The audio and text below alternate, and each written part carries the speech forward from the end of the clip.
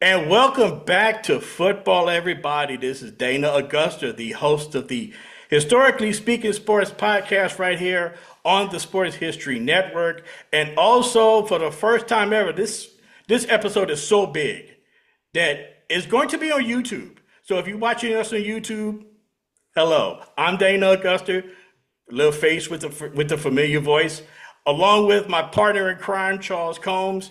But we also have a couple of special guests on hand. One guy that's been with us before, very knowledgeable about the world of football, and is also a big fan. We're talking about none other than Mark Booty. And joining us for the first time ever, one of my closest friends, been a friend of mine for 50 years, pretty much, because we grew up together. Grew up in the same neighborhood, a couple houses down from one another. A man by the name of David Bechet, he's on board with us. So, guys, thank you for joining us on this Sunday afternoon, right before the start of the NFL season. Always great to be here, man. Looking forward to another one, and always good to talk shop with the brother Mark and David. Welcome aboard as well. Looking forward to the discussion with you as well. Thank you. Now, Thank you. now we're gonna start things off like this. Just a quick introduction to our teams. Those of you who are watching on YouTube, you see that I'm wearing my LA Chargers hat. Been a Chargers fan since the early 1980s, since the height of the Air Coryell era. Um, I love high scoring teams. I love the powder blue and gold. Even though we're somewhat snake bit, because our team name has become synonymous with blowing games. In other words, we Charger games. In other words, we blow a big lead. David, many times that we've talked on the phone, you and I have had a lot of discussions about this, so you are well aware of my pain. Right. Everybody else, you understand. Everybody else, you have to understand. There's a lot of pain in my voice when it comes down to Chargers at times.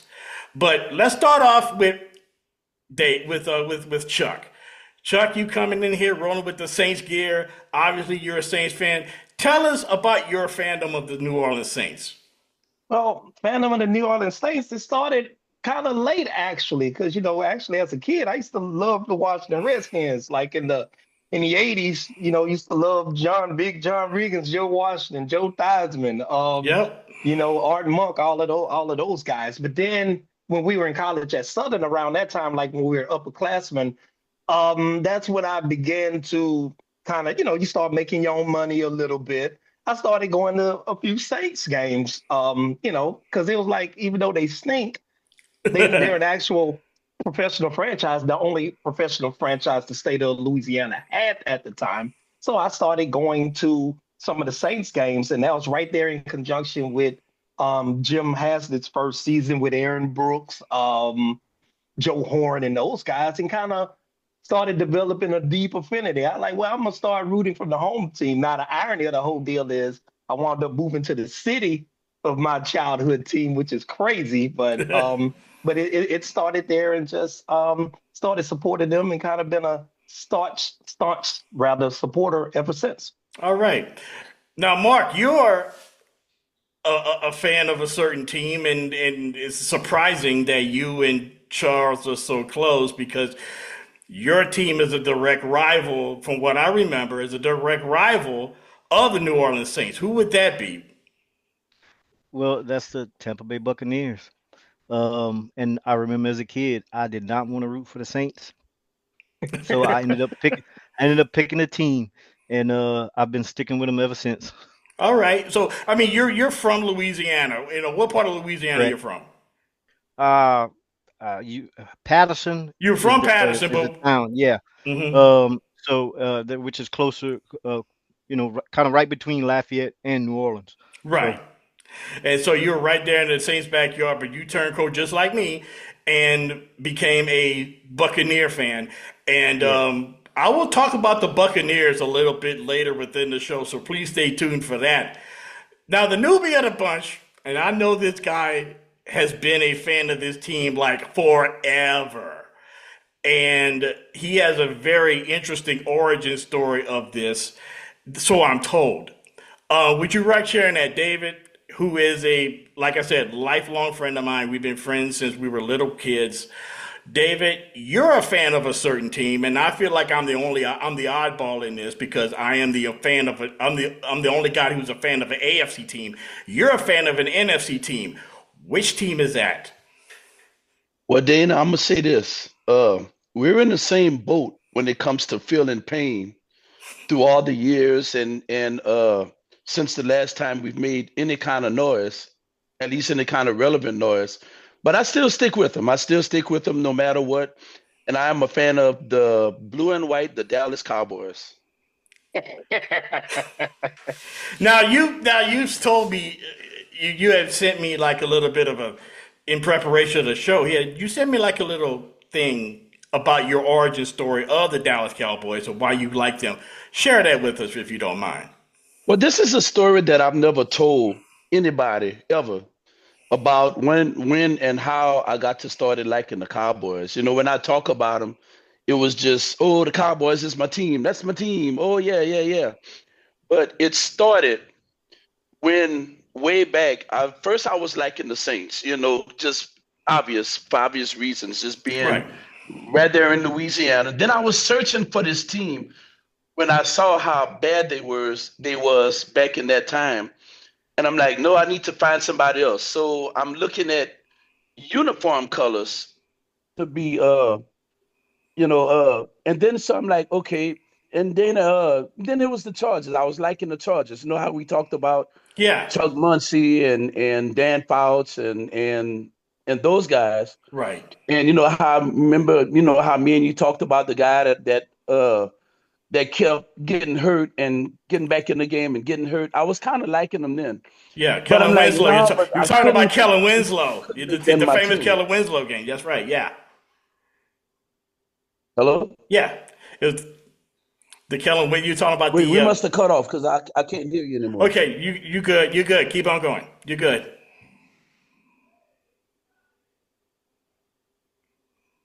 Well, anyway, he was a fan of the Chargers growing up. Can you hear me? Yeah, I can. Right. Okay, yeah. Okay, you're back in my earpiece now. All right. So then I'm looking for another team. Then I kind of got on the Seahawks bandwagon. Really? And yes, you know, just by virtue, okay, I like their uniforms.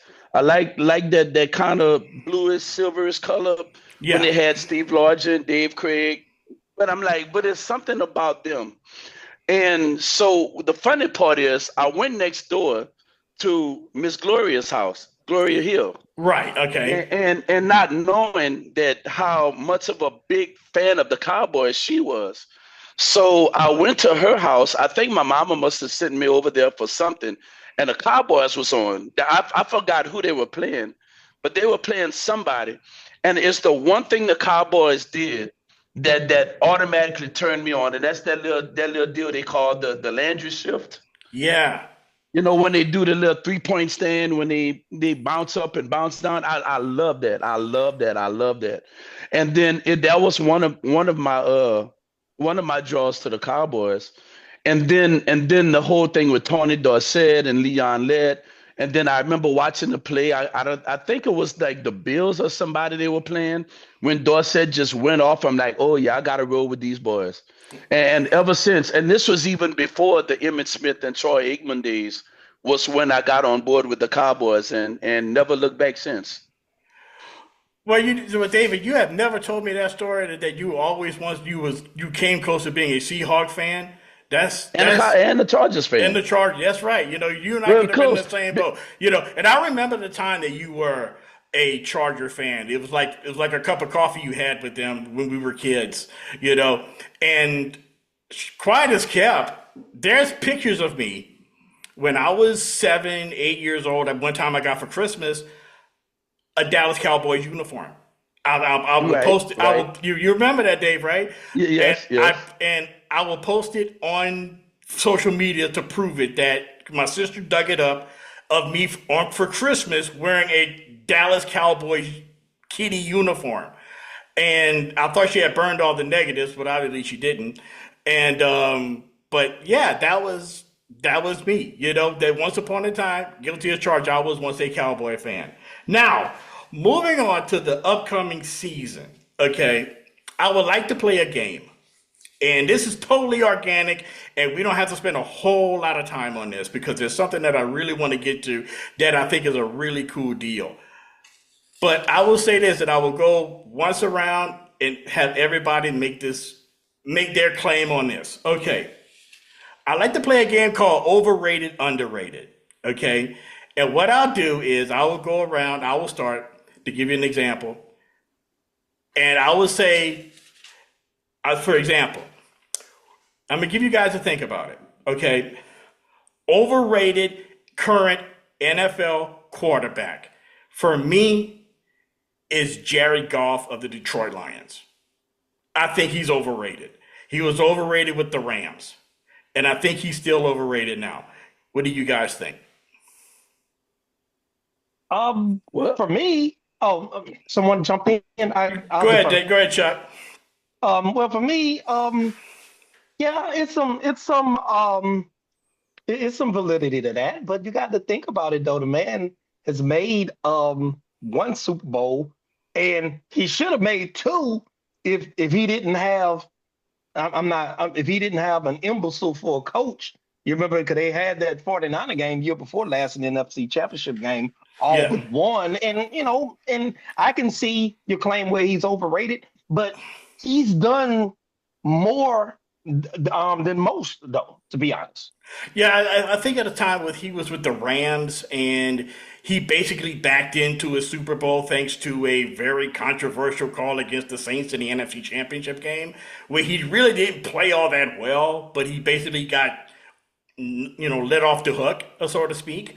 But as far as Jared Goff overall, it's one of those. He's one of those quarterbacks to me that's like, okay, he's good, but you're waiting for the other shoe to drop. You're waiting for him to like, okay, he's about to screw this up. You just don't have a lot of trust in him. Okay, that's overrated. But I will say this: he's who I picked to be overrated. But there's another quarterback who, if he doesn't play well this year, will be so far away as the most overrated quarterback in the NFL. And I will shock everybody by saying this: I know what you're gonna say. Justin Herbert. Oh, Yes, I think Justin Herbert, because he's been getting passes all his career up to this point. Who did you think I was going to say, Chuck? I thought you were going to say Lamar Jackson. No, I don't think he's overrated at all. Okay, Not even all close. right. Okay. Okay, Chuck, I'm going to pose the question to you. Who do you think is an overrated quarterback? Overrated quarterback for me, without a doubt, is Josh Allen. For me, Really? yes, because they sit here and just, it's just like, oh, Josh this, oh, Josh that, and just he's good, but the same thing that you pose, not quite to the extent of Herbert, obviously, because he has made some playoff trips, but he's kind of come short in some big moments too. Like you remember that playoff game in Kansas City a few years back. Now, Yeah.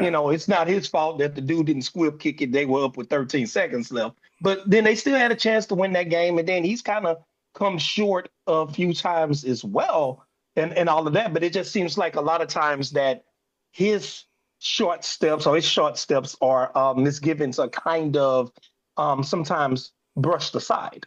Really? All right. Yes. So you got Josh Allen as being overrated. I never thought that coming from, but hey, to each his own. Mark, who you think is overrated? Patrick Mahomes. I knew somebody was going to say that. I just knew somebody was going to say that. I didn't want to be the Look, one to say it. I wanted, as much as I am a Chiefs hater, obviously, but Pat Mahomes, what's your take on him? Why do you think he's well, overrated? he not saying he's a bad quarterback. I think he's in a system that protects him well, surrounded by great talent. But for some reason, you look at the Eagles game. He has his moments, and when he can't rely on his legs and the defense got him, he can't do anything. Do you think that the Eagles have pretty much solved the riddle of the Chiefs offense for everybody to pretty much take, kind of a lesson from from the Super Well, Bowl? You think you know how the NFL is. Once the tape's out, everybody's got it. So they're gonna yeah. lock in on that and figure out how to beat them. So Andy Reid better come up with something different over there Oh, because I think they got probably 2 more seasons with the team they have now, and they're mhm. gonna start to break them guys up. Interesting, interesting. David, who you think is overrated?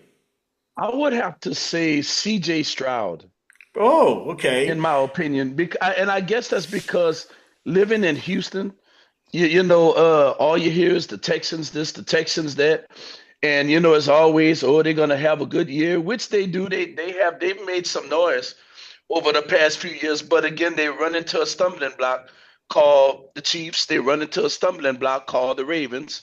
They run into this team that just knocks us out, and it's like it just seems like Stroud disappears. At the time when the team needs him the most. And I'm just kind of wondering, is that whole team overrated? Well, I think with the Texans, though, I mean, like last year, it was essentially their first year with that organism, with that regime. With D'Amico Ryans as coach, this is their first real, true. They've been to the playoffs a couple times under CJ Stroud. That's another quarterback that's right now is like kind of under the microscope as far as like maybe being a little bit overrated. But Right. it's still. But I think you kind of give him a pass because he's so young. I go back to Justin Herbert because he was a young quarterback who made a lot of big plays and he set the bar really high for himself coming out of Oregon. But at the same time, you had a coach at the time in Brandon Staley who would go for it on fourth down as if he's playing Madden, okay, and put him in a lot of bad spots, and he kind of worked himself out of it. Now, last year they made the playoffs. They lose to Houston. Second, he's in the playoff for the second time in his career. He's 0-2 in the playoffs, losing to Jacksonville in the game they had no business losing. And now it's his second year under Harbaugh, and all of the excuses are pretty much now out the window. Okay, like okay, now put up a shutout. You have no more excuses. And I'm saying this as a Charger fan, which is, I'm being real. As David, as you would like to say all the time, I'm being totally objective. Right, Okay, right. okay. Now, who I think is underrated? Here's a guy David knows all too well. Jordan Love of the Green Bay Packers. I think he's underrated. Oh, you had to go there and remind me, huh? Yes, I did. It's all Yes, I good. did. Yes, I did. I think Jordan Love of the Green Bay Packers is underrated. I think he's a lot better because I think people are still kind of waiting for him to like, oh yeah, he's good. He played well in the playoffs. The Packers are a good team, but it's not Aaron Rodgers. It's not the Packers that we're used to. So we're waiting for him to kind of fail. But that's who I think is being underrated. Okay. Right? Okay, Chuck, who you have as being underrated?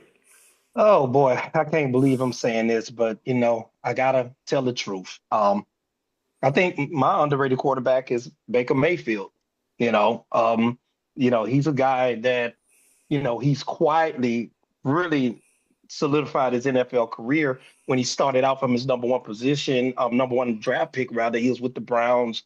He started off okay, then things fell in the tank and terrible and all of that. But I got to give him the props and the respect because like it's a lot of things they say he don't have in terms. He doesn't have the biggest arm. He doesn't have the most dynamic or explosive, but he went back to the drawing board. He just kept working, just kept watching film, just kept working and kept working. And then when the opportunity availed itself in Tampa Bay, he he got in there and solidified himself as a solid NFL starting quarterback. Now, is he a guy that can take you to high places into the promised land? Probably not.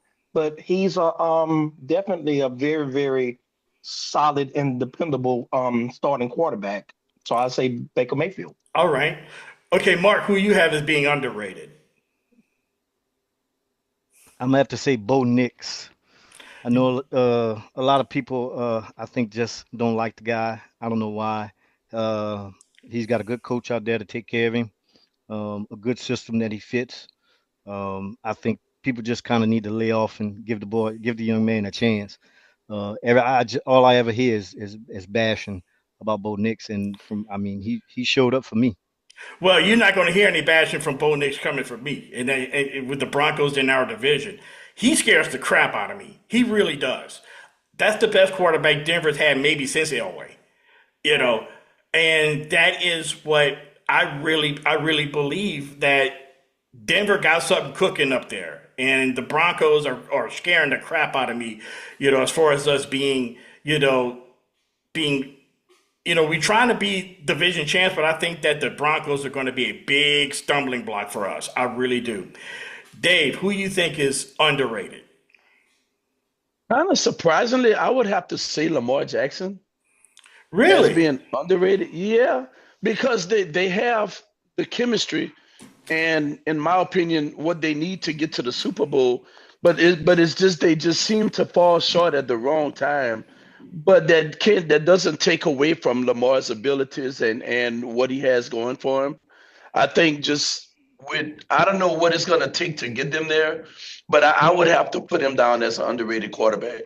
So, David, you have Lamar Jackson as being underrated, and I have to kind of agree with that because as good as everybody talks about his lack of throwing talent. Let's just put it like that. Lack of throwing talent. Everybody trying to put the moniker on him, or he's a running quarterback. That's all he's good for, that sort of thing. But Lamar Jackson has proven over the last couple of years that if given the opportunity, he could throw for 350 yards a game. He really could. He could really put up numbers like a Pat Mahomes or put up numbers like a Josh Allen or Justin Herbert, as far as that's concerned, as being, that quarterback that Baltimore really needs, but you have to look at his situation, because Baltimore's situation, they're a team that likes to run the football. That's just their MO. They're very physical. They're old school physical type football team that is very, very physical right up front. They run the football, and the perfect quarterback to run that system that they have in Baltimore is Lamar Jackson. So, and he's still trying to, and I agree with you. I look like he's still trying to prove himself on the major NFL stage, even after all these years, after winning MVPs. He's still trying to prove himself to the quote unquote establishment media, I guess. So that's a really good pick right there, being underrated. I kind of agree with that. Yeah, and I was kind of thinking. I know you didn't ask for two, but I was also thinking a little bit Kyler Murray also. Yeah, I mean Kyler Murray, he just needs some more weapons around him, though. Right. If he has some more weapons around him, then I think he'll be a bigger name, because he does make plays in Arizona. He does. Oh, now to interject, I wholeheartedly agree with Dave because I nearly selected Lamar Jackson myself because, he's just basically, to me, he's far and away the best player in the league, period. Right. I mean, just overall player. And it's like, like they do with all of the great quarterbacks a lot of times. It's like, since they have the ability to really make the players around them better, they tend to get them substandard talent around them sometimes in terms of, I'm specifically referring to his receiving core and thinking that he can make chicken gourmet out of chicken out of chicken poop a little bit. I know Zay Flowers is okay, but like they still haven't solidified, like they haven't given him a good deep downhill threat consistently, and True. he just continues to win games. And then I also think, which ties into my Josh Allen underrated, I just seem like they always compare he and Allen to each other, but it just seems like he's held to a totally higher and different standard than Allen is held to. Right. For some reason. It seems like his shortcomings are always amplified and it's all over the place. Whereas when Josh Allen comes up short, it's always a reason why. Right. Moving on. Next up, we got over. The next one we're going to do is overrated coach. Okay, a coach that you guys think is overrated, and my pick as overrated coach Kyle Shanahan of the 49ers. I think he's overrated. And it goes all the way back to his offensive coordinator time in Atlanta. He has a tendency to coach his team out of a game because he's afraid to make the big call, I think. When you have when the 49ers were in the Super Bowl against Kansas City, there were times in that game that if Shanahan made a different type of call in that situation and stopped trying to be so cute, then the 49ers would have won. Same thing that happened with the Falcons when he was offensive coordinator with the Falcons. They blew that big lead against New England.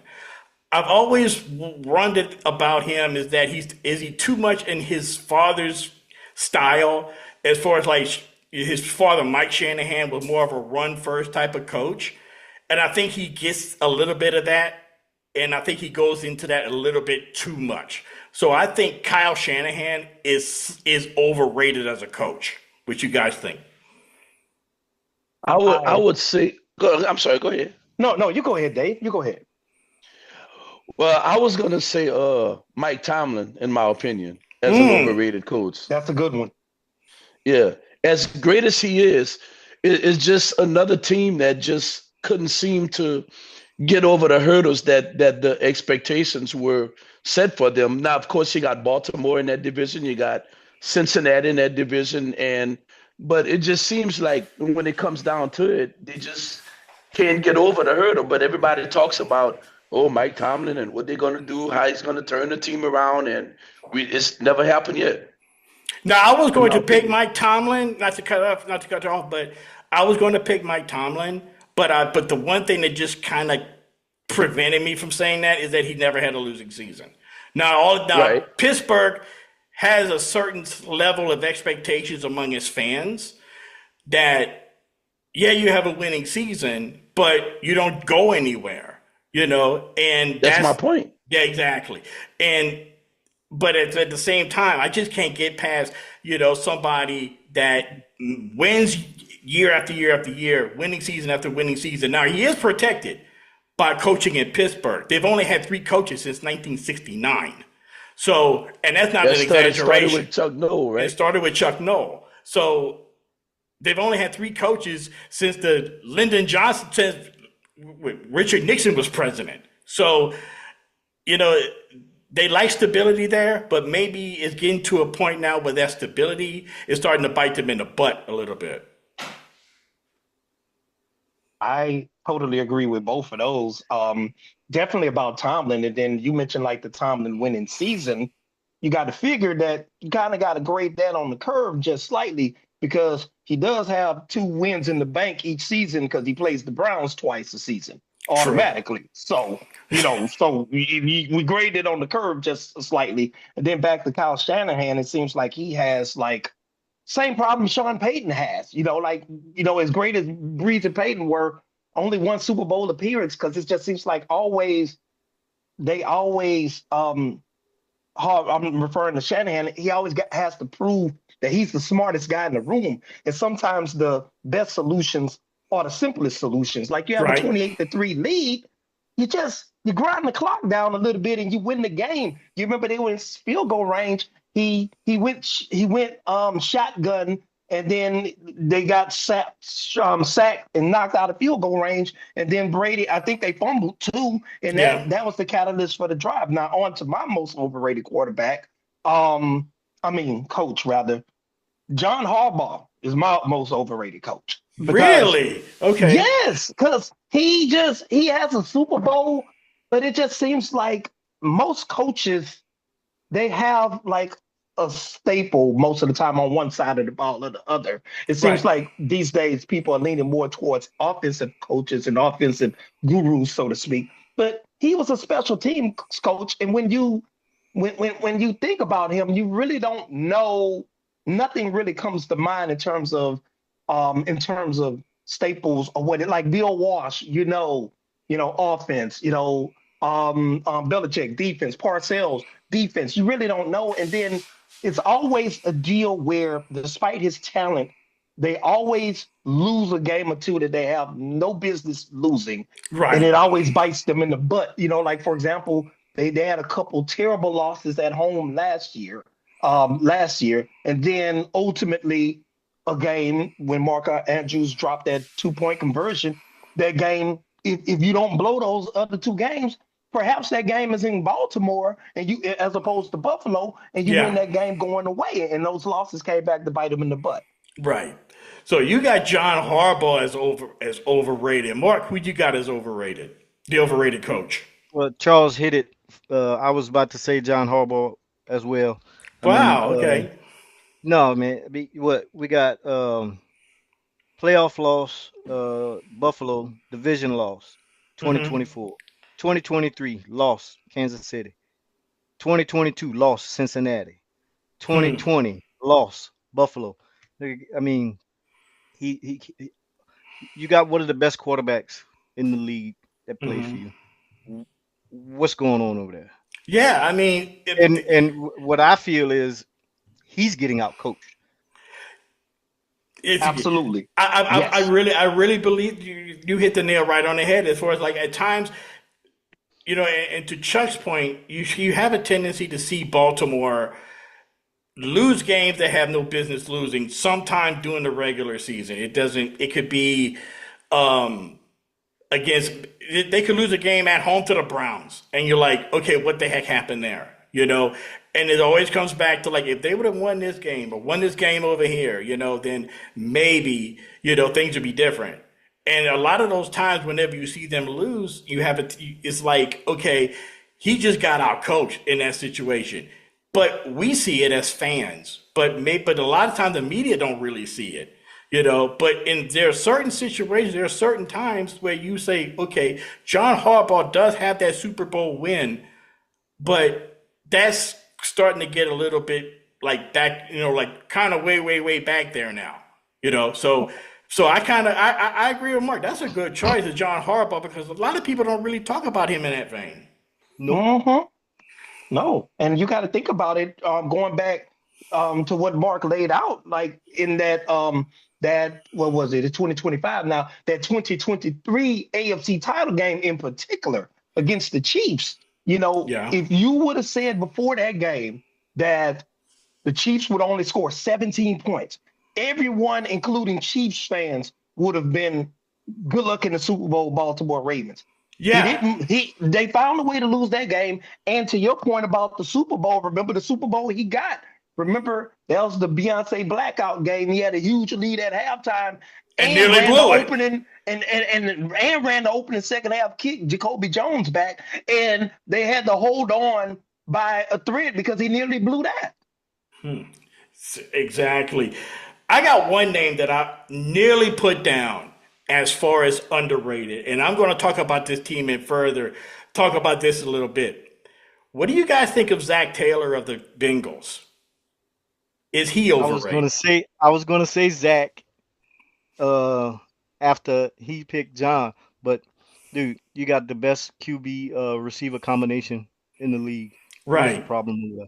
Exactly. What are you not doing, Zach? And I'm surprised nobody said Sean McDermott.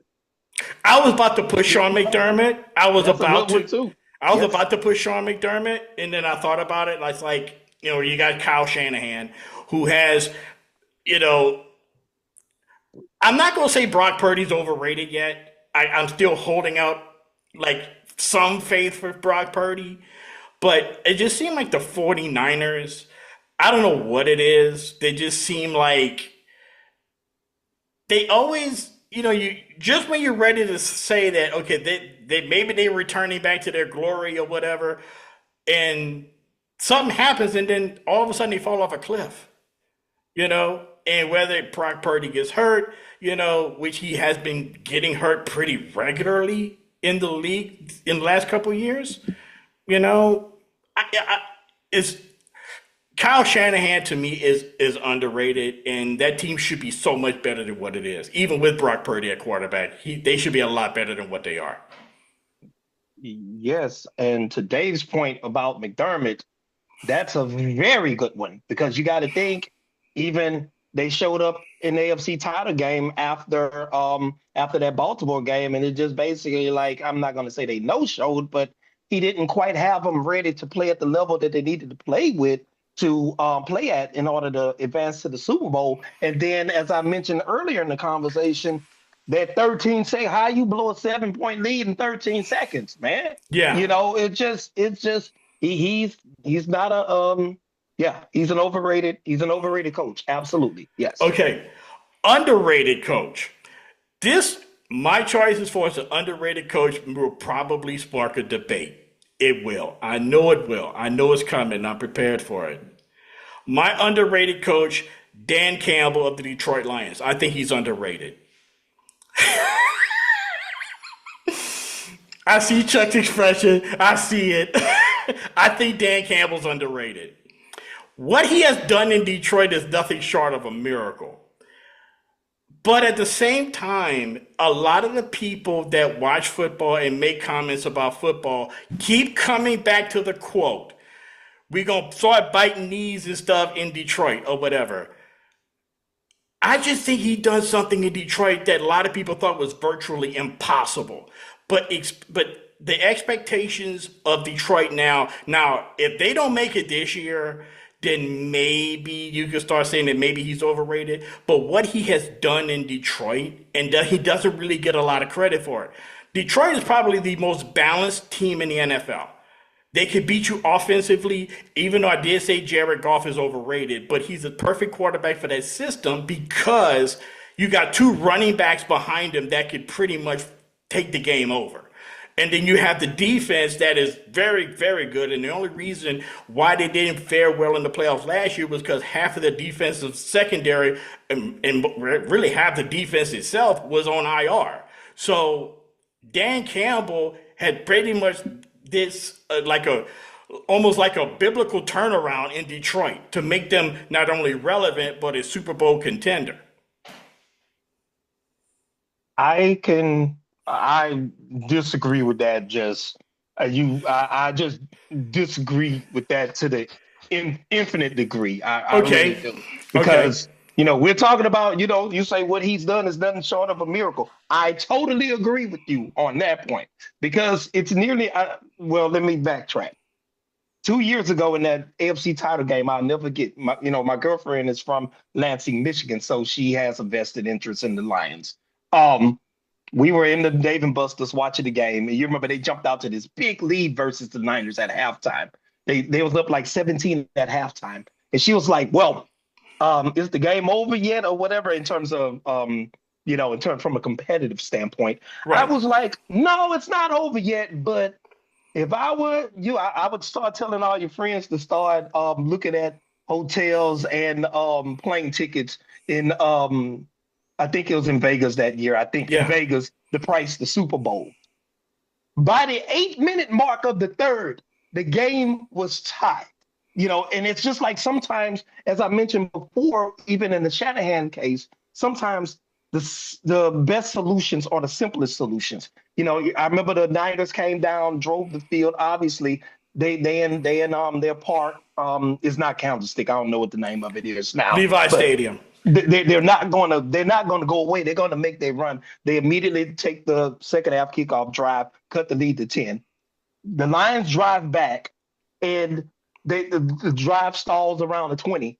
He goes for it again, and just leaving points on the board over and over and over again. And that just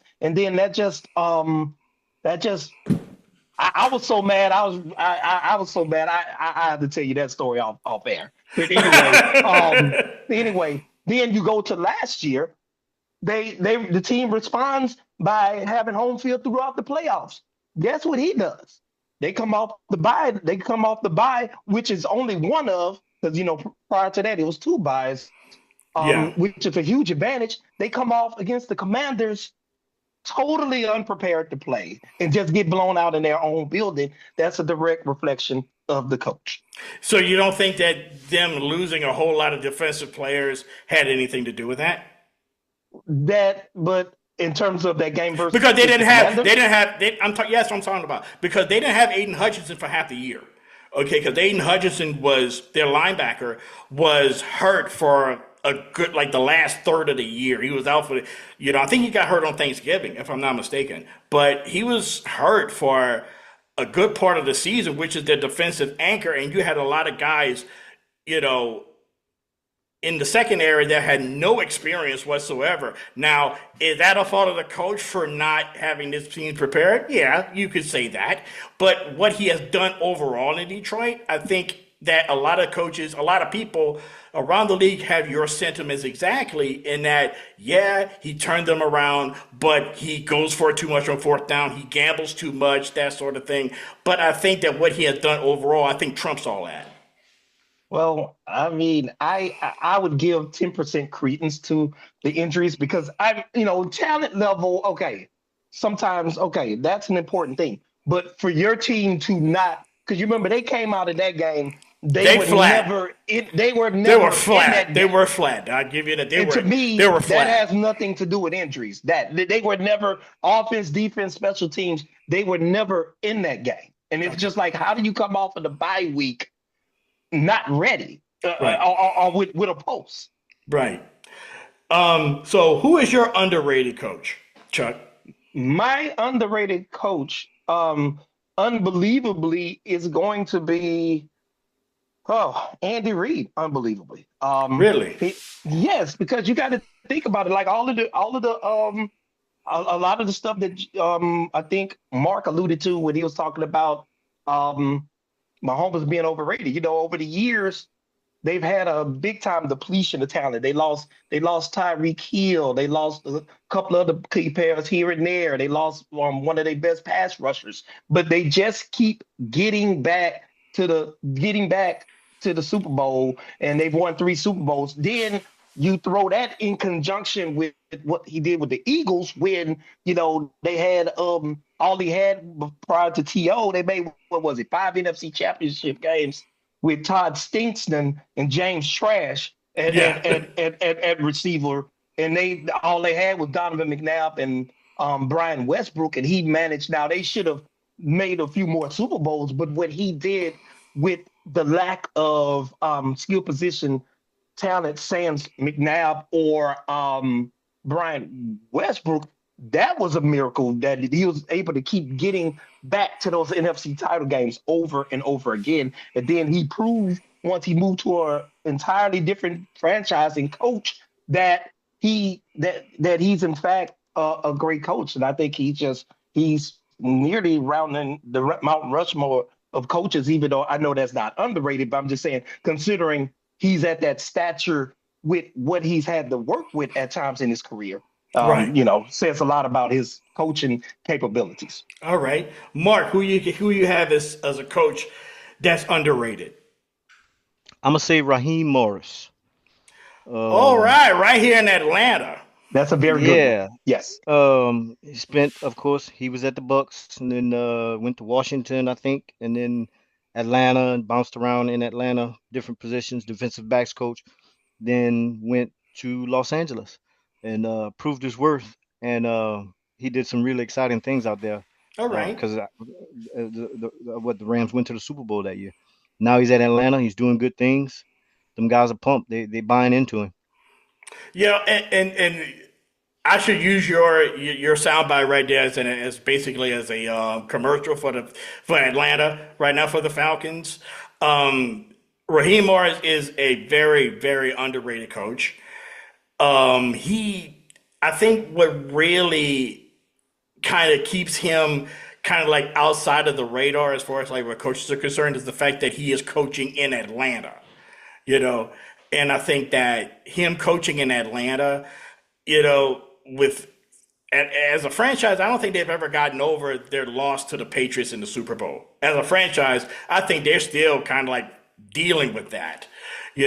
But here's a team that's kind of like on the rise, but you're just waiting for that team to turn the corner. They're in a very winnable division in the NFC South. But are they good enough to beat Tampa Bay right now? I don't think they are. But Atlanta making the playoffs, that should be a goal for them to be a wild card because I don't think they're good enough to beat Tampa Bay right now. I just don't. David, who you got as your underrated coach? I would have to say Dan Quinn because he went to the Commanders, in my opinion, and of course, with Jaden Daniels and turned that team around and made some noise. Went to Detroit and shocked the Lions in the playoffs last season. And I would just have to give the nod to Dan Quinn for what he did with that team and the noise that they made last year. Up until a point where they got ousted out of the playoffs. Now, this is a history-making moment, ladies and gentlemen, because David Bechet, a very well-known Washington football hater, had given some credit to a Washington football team. This is a historic moment, ladies and gentlemen. Let's give him a round of applause. Anyway, next up, last part of this. First, the last part of this little game that we're playing, overrated, underrated. Coming into this year, most overrated team. And I will go first. I had a couple of teams down, and I had the Cowboys, which is too easy. They're always overrated, in my opinion. Yes, David, I said it. They're always overrated. Another team that I had down was the Pittsburgh Steelers as them being overrated. But I'm like, no, but there's another team that I think is really overrated because of their performances over the last several years. And people really keep putting them as an elite team, and I just don't see it. And I'm staying within the AFC North, and I'm talking about the Cincinnati Bengals being overrated. Here's why. Great quarterback, best receiving core in the league, but they just can't get it done because they cannot start off fast. Every year they start off 2-4, 3-7, that sort of thing, and then have to bust ass just to get back into the playoff hunt, and then they lose at the very end of the season. They've been doing that ever since they went to the year they went to the Super Bowl. So I think the Cincinnati Bengals as a team is overrated. What y'all think?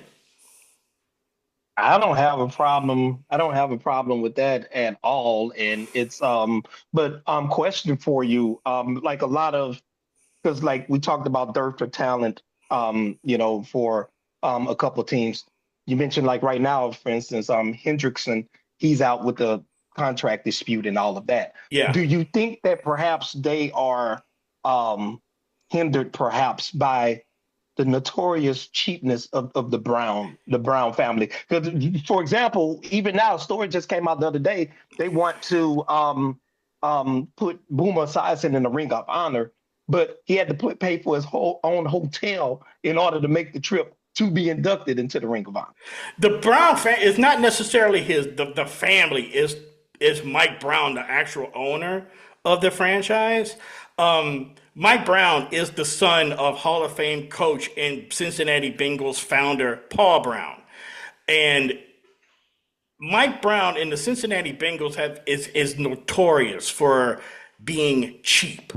I mean, really cheap. I mean, they're not as bad as like a Donald Sterling as far as like the Clippers are concerned. He's not that bad, but Paul Brown and the Bengals Mike Brown and the Cincinnati Bengals do have a reputation of being very cheap, over the years. And I think that's part of it because you had this big, huge contract dispute with T. Higgins during the offseason, which they could have had that done quickly, and the same thing with Hendrickson. They could have had that done very quickly. I think the Bengals are still kind of under the cap. They're not overpaying for players, but still, that's just Mike Brown and the Brown family being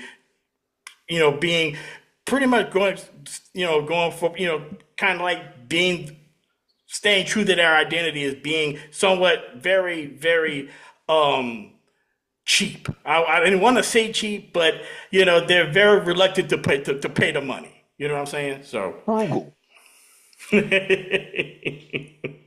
So Chuck, who you got you said who you have as an underrated team? I'm sorry. I mean overrated team. The overrated team. I have the Houston Texans.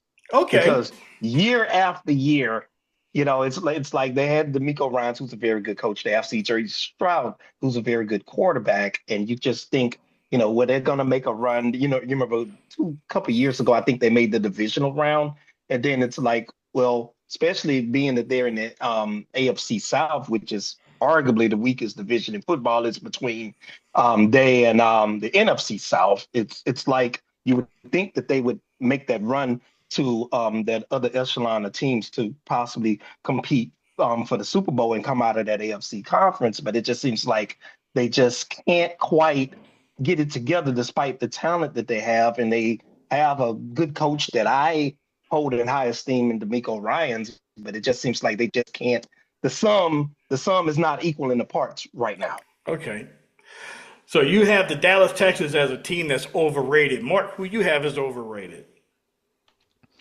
Baltimore, The for the Baltimore reasons we Ravens. discussed, we're gonna see the same stuff. Um, get to the playoffs, and then what happens? Uh, I I really think it's not a player issue; it's a coaching issue. Really? Okay. In Baltimore, we talked about it just a few minutes ago. This team is always right there, but they just could not put it together to just get over the hump and get into the playoffs. A term that my friend Dave uses all the time. A team looking for their shot, a team to get over the hump.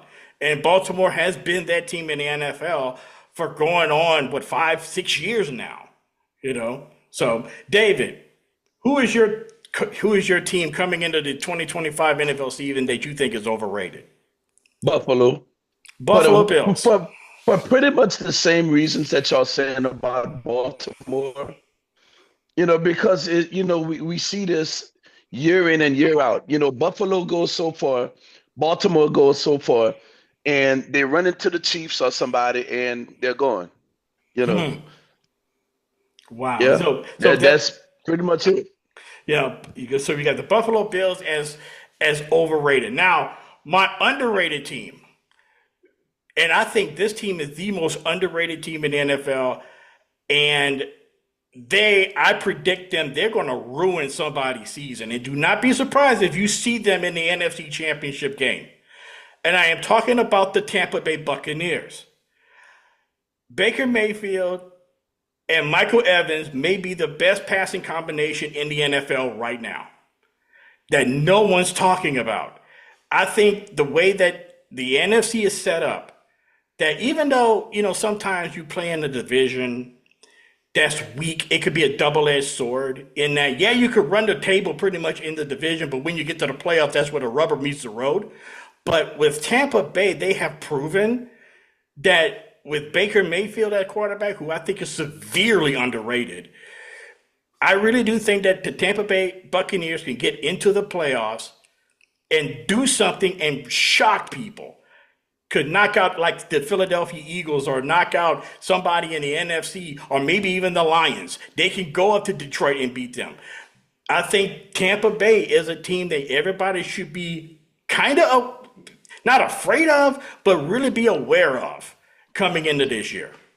And I am not saying that because Mark's here. As a fan, I gotta disagree, man. Really? My only issue with Baker is Jekyll and Hyde. He'll come out throwing for 300 yards, 5 touchdowns, and the next week he throwing the ball like he Edward Scissorhands. Really? That's my only issue. All right. And now we got a new offensive coordinator. Well, I mean, we promoted a guy from it. Just we got a lot to deal with, a whole lot. All right. And my biggest thing was Baker, just his inconsistencies. He knows he can run the ball, but he'll have these moments where he sits in the pocket too long. He won't run. He won't roll out. It gets very frustrating.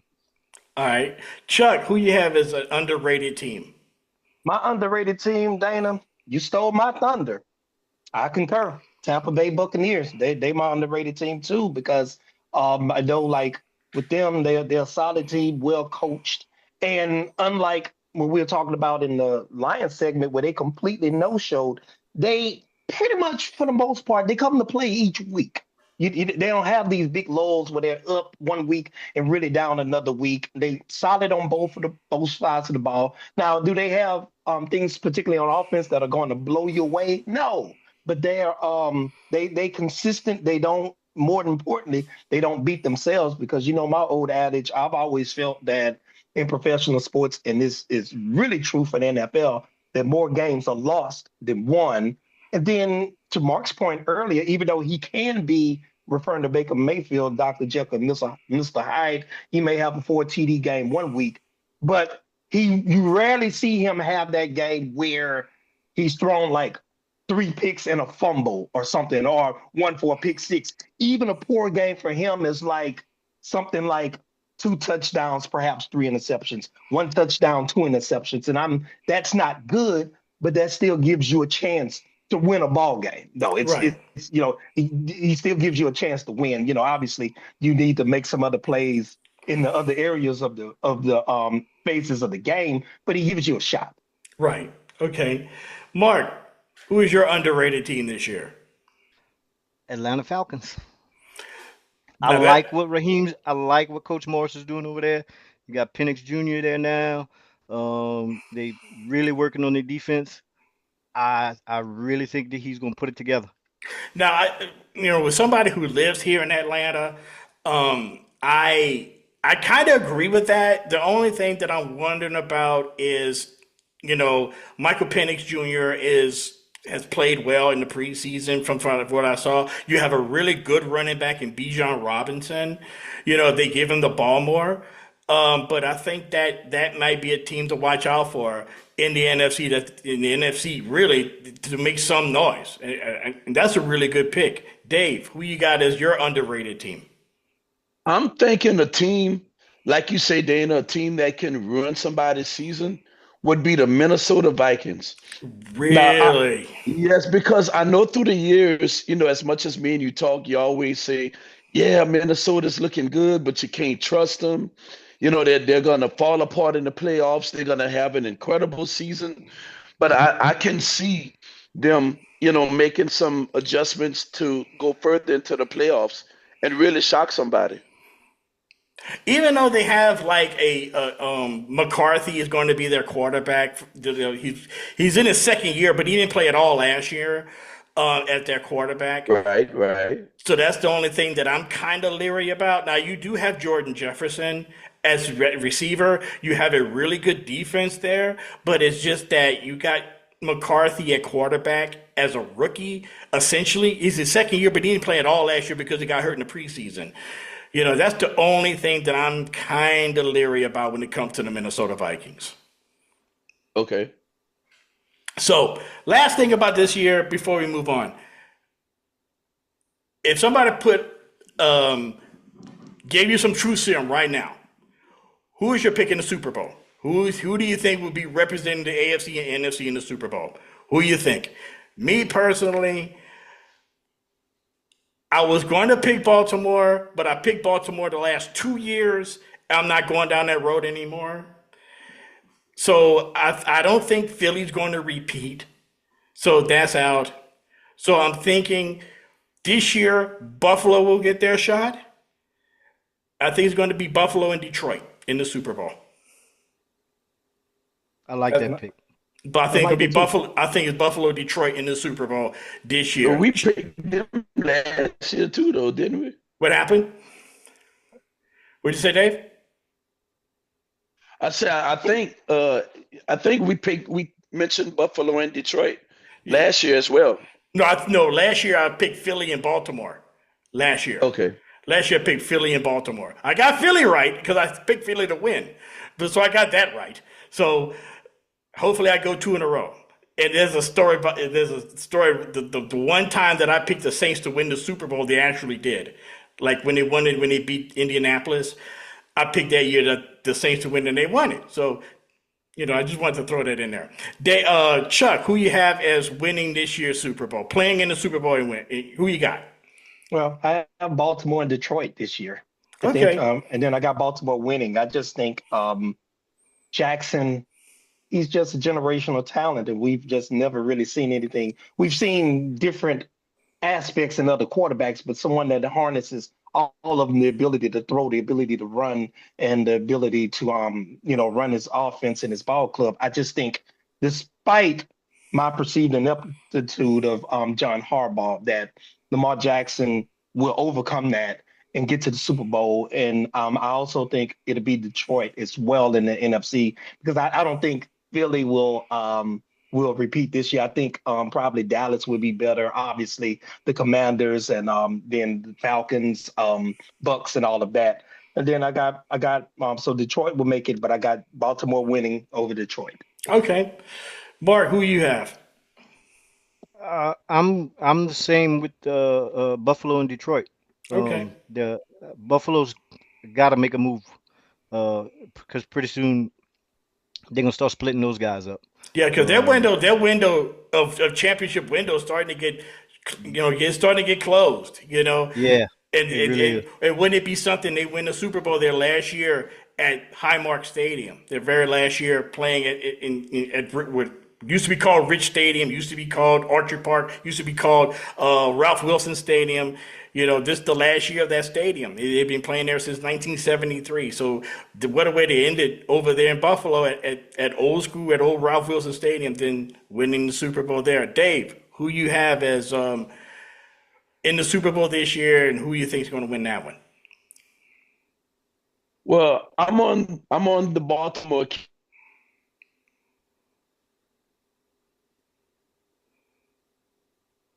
Philly going back, but in time. I think they're gonna like you always said, they're gonna be rolling the tape, watching the tape, and what do we have to do to stop Jalen Hurts and Saquon Barkley and that squad there? And that's why I think the Eagles are gonna fall short this time. But I'm still willing to put them in there. And with me being a wrestling fan, what Ric Flair always said, to beat a man, you gotta beat the man. Well, same thing here, with O- the Eagles. To beat a team, you gotta beat them. Okay, so you had Philly going to the Super Bowl. So who's your pick in the AFC? Come again? Who's your pick in the AFC? You have Philly and who else? Philly and Baltimore. Okay, so With so with, with Baltimore winning. okay, all right, great. So next up, this is this is going to turn into the fun side of the program right here, ladies and gentlemen. We're going to talk about, and this is something that I kind of thought about, and we're going to do something that Chuck had actually suggested. We all love football, but we also love football movies. So right now we're going to talk about really good football movies, and I will say myself, I'll go last on this one. Chuck, favorite football movie? Favorite football movie for me? Oh, it's kind of tough. But if you had to twist my arm, I would probably say favorite football movie is the original Longest Yard with Burt Reynolds, way Yep. back in the '70s. That would probably be my favorite football movie. 1974. They had a lot of NFL players in that movie too. So Burt Reynolds, Andy Albert, that's a classic. That is definitely a classic football movie. Mark, what's yours? Okay, so the Friday Night Lights movie killed it, um, as well as the Friday Night Lights series. But I Okay. got one more. It's a comedy, but Necessary Roughness. Yeah. Yes, My favorite. yes. Scott Bakula. I love that. I love that movie. That's one of that. That's a really, really funny movie. Dave, favorite football movie?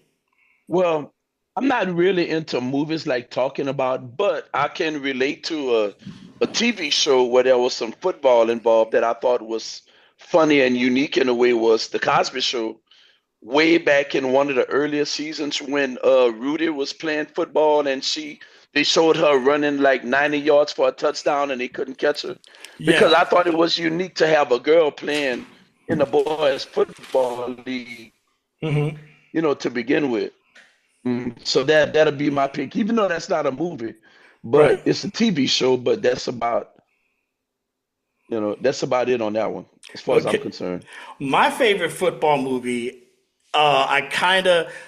I really, when I went to see it, I was kind of hesitant on wanting to see it, but as I got into the story behind it, I was like, I don't know if I could. And I will tell you this: I am not ashamed to say, at the end of this movie, I cried. I ain't gonna lie, I cried at the end of this movie, and that's Rudy. The story about Notre Dame, Daniel Rudiger played for Notre Dame. I cried at the end of that movie because it was, at first I didn't want to see it because I'm not really a big Notre Dame fan.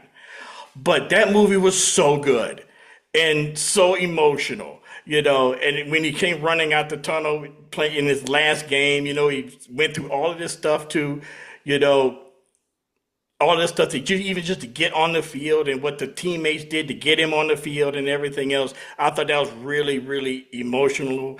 Very, very good movie. I got a few movies here that I wrote down that I thought were that are very interesting to mention.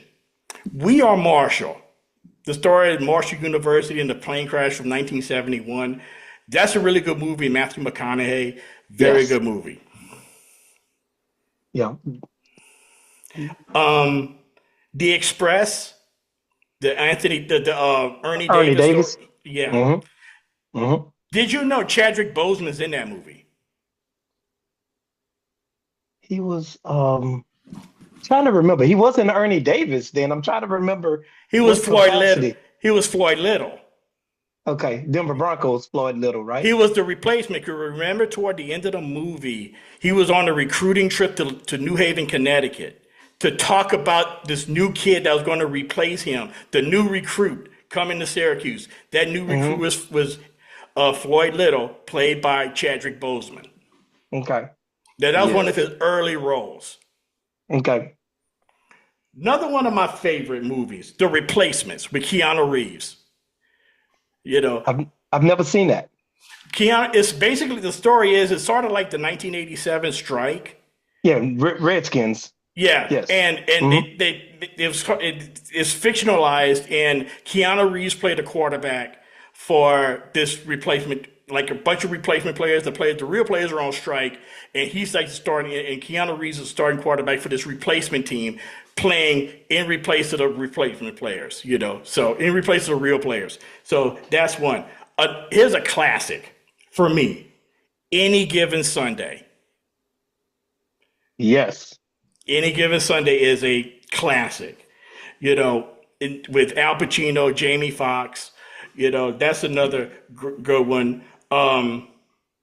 Another movie I think that's a football movie that's kind of fell through the cracks over the years, but it's a really good one. And they featured two young actors in it named Wesley Snipes and Woody Harrelson. And one of the first rules they ever had together was Wildcats with Okay. Goldie Hawn. Mark, you know what I'm talking about? Yeah, buddy. Yep. Okay. Of course, you had Jerry Maguire, which football was kind of like the backstory, of it. But that's another really good movie, more of a romantic type deal. But, it was still another pretty good football movie.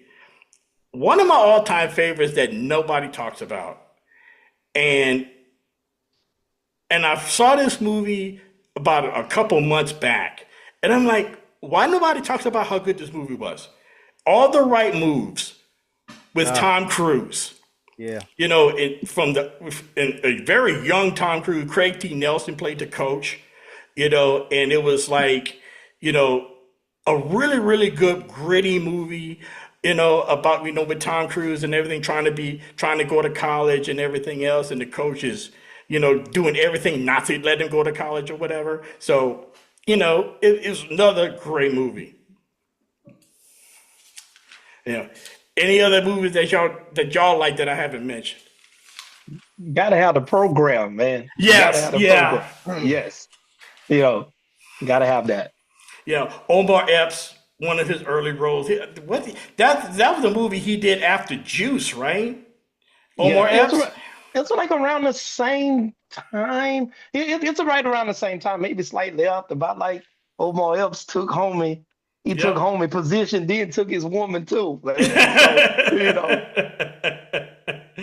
Yeah, and yeah. So you came up with the idea, Chuck, of your 5 favorite fictional football players.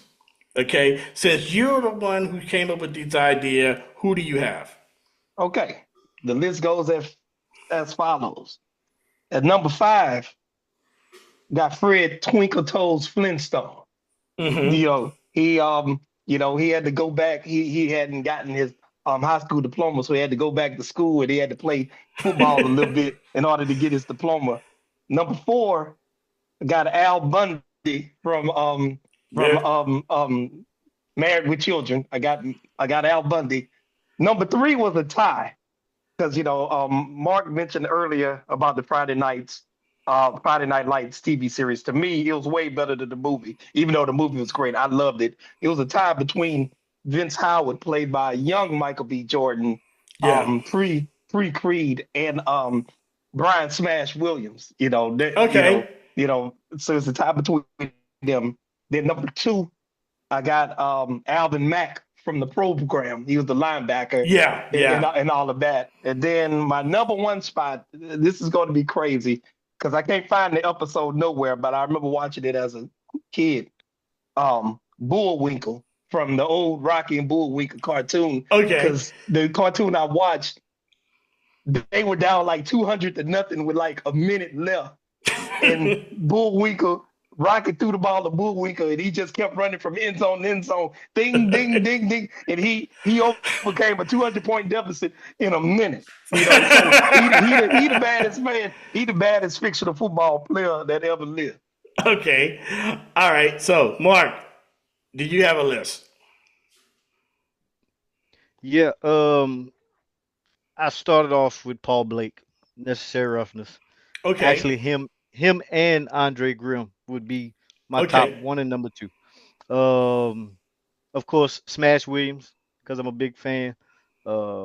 Shane Falco, gotta have him on Yep. the Shane list. Falco, the quarterback from the replacement, Keanu Reeves. Yep, and then something. It's only been out for a few years now, and it's become one of my favorite movies, and that's Chadwick Boseman playing Vontae Mack on Draft Day. Yeah. All right. So that's your five. Okay. That's my five. All right, Dave, did you have a five? Not really. It's just Okay. kind of, yeah. Okay. Well, for me, okay. First one. This one I'll have to go way back. One of the first ever football movies ever made. Man by the name of Harold Speedy Lamb from the movie The Freshman debuted 100 years ago next week, 1925.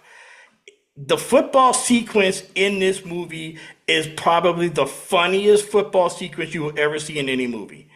Basically, the name of the movie is The Freshman, and basically what it is he's an incoming freshman, meets a girl, wants to impress her by playing on a football team. So he goes and does it's a comedy. He goes through all of these machinations of trying to make the football team, makes the football team. The day of the big game, basically it came down to the final play of the game. They're down by 3. He tackles the guy running the ball against the opposing team. He picks up the ball on the 2-yard line and runs it all the way back. And when he gets into the end zone, he's tackled right at the goal line. He carries like half the team to the goal line. He tackles the guy he gets tackled at the goal line. The ball outstretched over the goal line, but back then in the 20s, they lined the field with actual chalk. So when his face is like in the chalk, so when he gets up, his face is like half his face is covered in chalk, and he carried him off the field. But the way that leading up to that was just pure comedy. It's one of the funniest football sequences you've ever seen. That's number 5. Number 4, Rod Tidwell from Jerry Maguire, played by Cuba Gooding Jr. He's up there for me. Number 3, Willie Beeman from Any Given Sunday, Jamie Foxx's character. Okay, I love him. Number 2, and I'm surprised neither one of you mentioned this guy. Bobby Boucher from The Waterboy. I'm surprised neither one of you guys mentioned him. But for me, number 2 is Bobby Boucher. And number 1, and here's a very obscure movie that I think is a really good movie, but no one ever talks about. The name of the movie is called Best of Times, starring Robin Williams and my favorite football player, fictional football player, Kurt Russell's character, Reno Hightower, the quarterback. That's a badass dude, But Best of Times, I don't know if you've ever seen it, but I love that football movie. Love it. Honorable mention. I have Steven Jordovich, who was Tom Cruise in it in All the Right Moves. That was his name. And another honorable mention, Gavin Gray, played by Dennis Quaid in Everybody's All American, which is kind of like a loosely based story of Billy Cannon at LSU, which was filmed in your backyard, Chuck, in Baton Rouge mostly. Yes, and I had thought about I actually thought about everybody's All American and all of that, but I passed that, and then my honor for mention, even though they actual people they say it's based on a true story, but I had Gary Bertier from Yeah, from Remember the Titans, Titans. and Yeah. and all of that. So yeah, and I had Cap Rooney from Any Given Sunday, because you remember when he first got hurt, he was Mhm. like three-time MVP and like three-time Pantheon Cup winner, which was the equivalent of the Super Bowl. Even though we only saw him play briefly in that playoff game, I Yeah. was just for the resume that they put out at the beginning of the movie, I had him as honorable mention too. Okay. So before we wrap up here tonight, fellas, any other things you want to say? Anybody want to touch on college football? And I see that Mark is wearing a Florida State hat, so maybe he got something to say about his Seminoles this year, No. open up against Bama. Yeah, no. Last year I had to put my head in the sand. Um, it's hard to even talk about college football these days, man. The NIL, the collective, and these young men jumping from team to team. It's really putting a hurting on teams. Sometimes you'll get that right fit, which was Florida State the year before. Then lost all those players. Then we tried to fill. There's no continuity there. You bring in new guys. You got to get with the system, and then Mike Norvell, his play caller style, I really don't like it. A lot of RPOs. Yeah. Uh, it bothers me, especially when you don't have the quarterback like a Jordan Travis that can actually get it done. Right. So no, college football is very hard to talk about, man. I, I just I just hope I got to win a record this year. Yeah, yeah. You I, know, yeah. As for me, being a college football fan, it's you know, to Mark's point, you kind of wonder about the NIL and all of that, and how is it really benefiting college football, or in the transfer portal is like really, it's like is that enough that we really don't see a lot of these guys, and I fear college football is going to go almost the way of college basketball. Is like guys that just stay for one season and they're gone, and you really can't build a program from that. And then guys transferring from team to team because they just can't find the right fit or whatever. I think that's really more than the NIL stuff. I think that's really messing up college football all the way around. It's like guys who go to one place, they don't start, move on to another place, they don't start, and then you're like, okay, like why are you in college in the first place other than try to get to the NFL? But with you constantly transferring, that kind of makes you look, kind of makes you look suspect with you because you can't deal with failure, you can't deal with rejection, that sort of thing. I think that's kind of damaging college football in a way as well. yeah, I agree with both of you, because it's just like it's hard to even know what you have because there's just so many moving parts. Like I don't even know who LSU has, and it used to be where signing day was a huge indicator of future success. But now with the transfer portal and people, and so many defections and attrition and all of that, it's just hard to keep up. And then you really got to kind of maybe you can't really take an assessment until about 6 weeks into the season now, because you just have no idea what teams are going to look like. And I agree with you guys too. Like I was saying before we started, like, okay, I can understand transferring once, but you transfer four times, like five schools in 4 years, man, you at some point you're not as good as you thought you were, you know? Right. Exactly. Exactly. Dave, anything you want to add to this?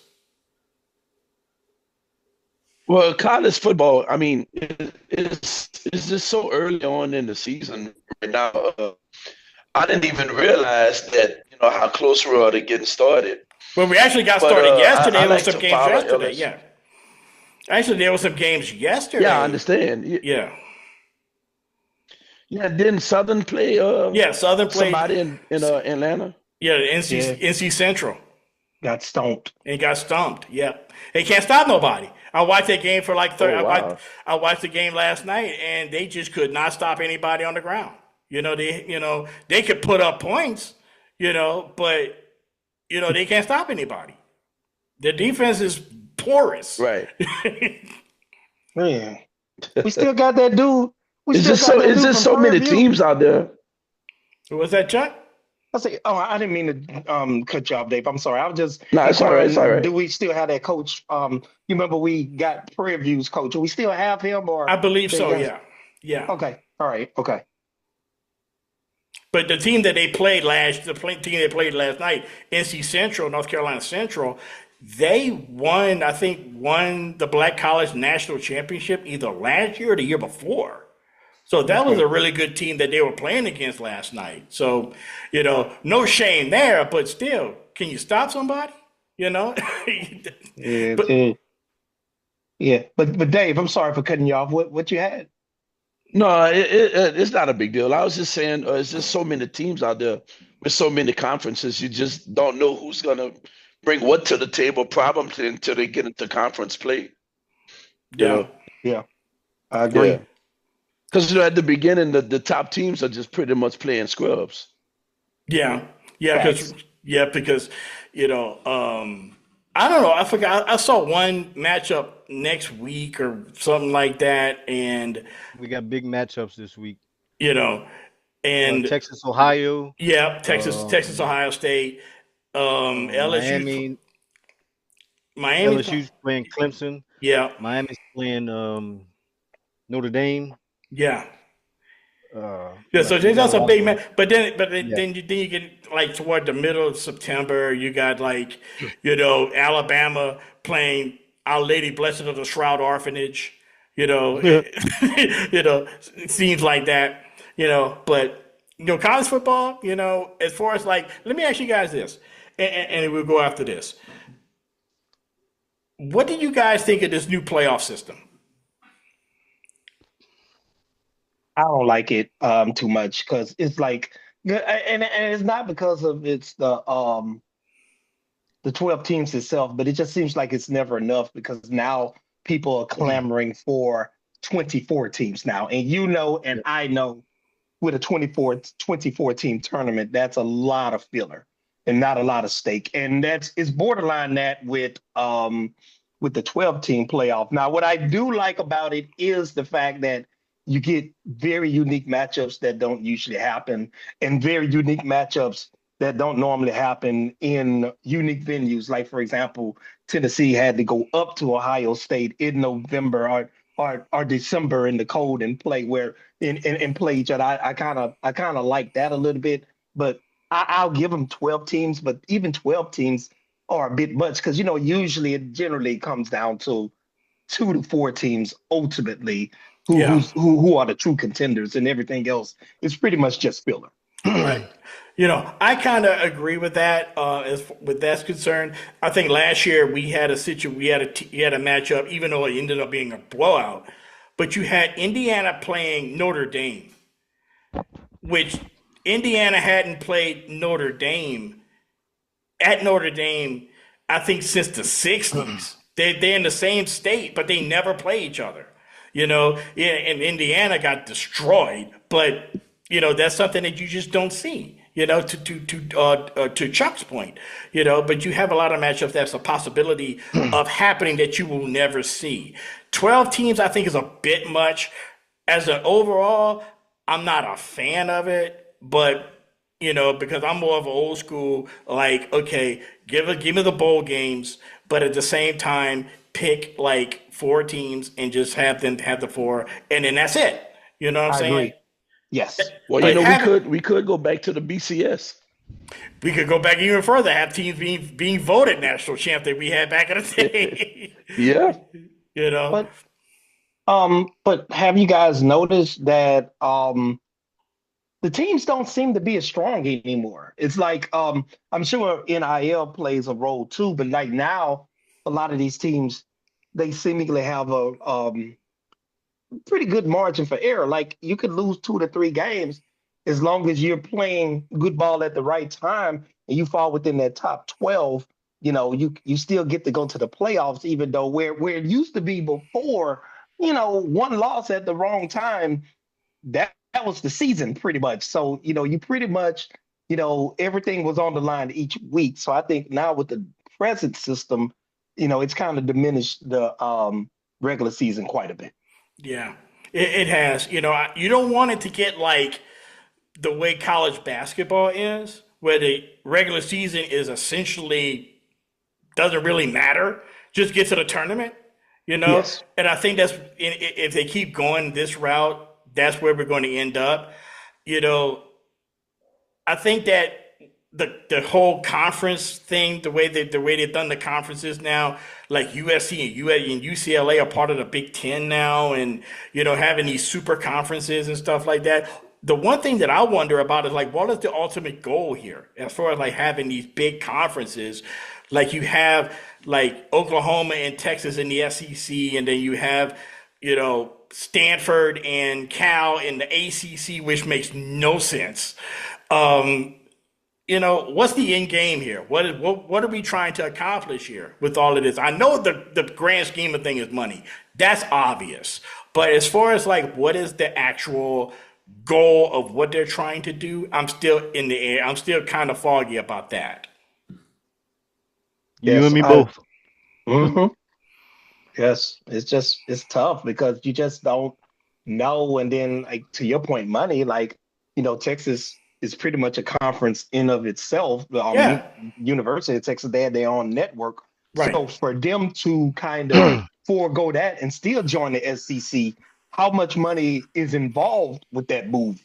Yeah, Really, and it's just I really don't know either. It just seems like a lot more emphasis on athletics and not student. And it's just, when even though you get to see some unique things, you start to see them too often, then it takes the shine off a little bit, yeah. Once Yeah, and upon a this time. committee, Go ahead, the Mark. Go ahead. committee is really killing everything because and I want to say this not because I think Florida State was shafted. What people fail to understand is you tell a kid you do everything right, you go undefeated, and you get shut out of playing in the playoff. Like it was Florida State's to lose. That's what Yeah, a lot of people don't understand. It didn't matter if they got blown out. It was theirs to lose. right. And the committee robbed people of that, and they're going to continue to do that. It doesn't matter if Indiana makes it and gets blown out. It's theirs to lose. You put the formula in place. Yeah, Let them kids play. Let them kids compete to the best of their ability. If they get blown out, they get blown out. It doesn't matter. But they did everything right right. to get to the playoffs. And then now you got this committee who's going to start because of a TCU, a Florida State, Indiana.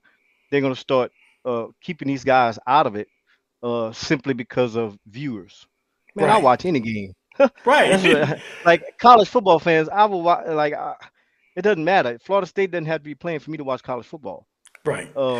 They're taking it away from the kids. That's the only thing I don't like Uh, about this whole deal. But in your unique case, I agree with that because they excluded you based on an injury projection, and it's like you can't be like, well, what's going to probably happen or what was likely to happen because next man Yeah. up, Yep. people win, you coach them up because I think under the 4 team system you have a whole month to kind of get someone ready Gotta get. to Yeah. play, Yeah. and that's you earned the right. And then it's been plenty of times where backup quarterbacks, like most notably, you remember Nebraska, Tommy Frazier had blood clot Hmm. issues, And Brooke Behringer came in as the backup and was able to lead them, and they still kept rolling. The kids have a right, and to your point, if they lose, they lose, but don't base it on what you think will probably happen because we never definitively know. Ohio Yeah, State won a national title with the backup. yeah, Correct. exactly. You know, So Exactly. I mean, all that shit goes out the window, man. It aggravates me. It aggravated me to no end because everybody, oh man, they're gonna get blown out. It doesn't matter. Yeah. I've been coaching kids. And if you're telling kids to do everything right and to keep them from that, that's wrong. I You know, agree. and that whole Florida State thing, I go back to what you're talking about, Mark, is the fact that they had, injuries and stuff, which happens to everybody, Hmm. and I think that this whole super conference thing is I really do believe is gonna make it worse. You know, I think what they should have done was keep all the conferences the way that they are, have an 18 playoff, the eight conference winners go to this thing. Okay, use the bowl games, the major bowl games as playoff games, and have a national championship the week before the Super Bowls at some neutral site. You know, that kind of way, it kind of works out for everybody. Because at one time you had like six major conferences. Okay, and have the winners of each of those conferences and two wild cards. 8 teams, bam, there you go. But now you want to get 12 teams and you got these super conferences and they talk one prospective thing they're talking about is possibly having like an NFL type conference system where you have American Conference, National Conference, or East West, whatever. Get rid of the conferences altogether. Get rid of the Big Ten. Get rid of the SEC. Get rid of all of that, and just go just a blanket thing all the way across like the NFL. As much as a traditionalist as I am, I think that is an asinine idea. I think it's horrible. That is basically going to be the end of college football as we know it. You know. Now, is the way that college football is set up right now, is it a perfect thing? No, it's not perfect. It never is. But when you have money involved in school presidents trying to make as much money as they can, and to Mark's point, college football is slowly becoming a reality show. If you really sit and think about it, it's slowly becoming a reality show. Who does the viewers want to see, rather than who is earning their shot? That's where we are in college football, unfortunately, I think. Yeah, but on top of that, the thing that really irks me with this, like, okay, now it's a 12-team playoff. Everyone knows it is, right? Then when you get there, teams 13 through like 16 to 17, they start politicking. Well, we deserve to be there, and we should have been. You got your ass whooped 3 times. Exactly. Yeah. You lost 3 games, man. Like you like just calm down on the deserve part because we don't definitively know everybody can't get in, and then all the whining and the politicking and all of that, man. You don't want that. Win your games, man. Right, exactly. I mean, you see that in college basketball. You got a team that was on the bubble since January. Okay, they get left out of the mix. Okay, and then they're talking about, well, we beat this team and we beat that team. Yeah, but you beat them in September when nobody was really playing. And you've been on the bubble since July. Since January. So what are you talking about? I don't think you're going to see that too much in college football. You may hear it from the eighth, ninth, 10th place teams. Okay, trying to get in, but that far down? No, I don't think so. Nobody's going to really take them seriously anyway. But at the same token, college football right now, in my opinion, is in a very precarious state. It's still, do I still watch? Heck yeah. But I think overall, I think it's just in a very precarious state. They're doing too much, Yeah, and when you do too much, you always eventually erode away from your foundation. And then once you erode your foundation, you generally have to regroup in some sort of way. right. Well, anyway, guys, it was a very, very good show. I really appreciate y'all taking your time out of your Sunday for for joining me. I really appreciate it. It was No great problem, man. discussion. Great to see you Yeah, I guys. enjoyed it too. Yeah.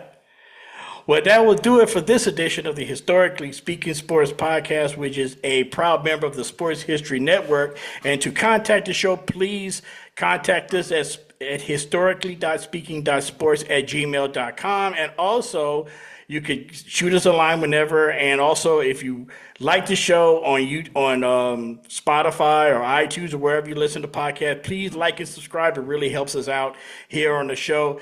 And on behalf of Charles Combs, on behalf of Mark Booty, and on behalf of David Bayshake, I'm Dana Augusta saying so long and wishing all of your teams, all of the NFL and in college football, whatever team it is, wish you all good luck in this upcoming 2025 season. Have a good night.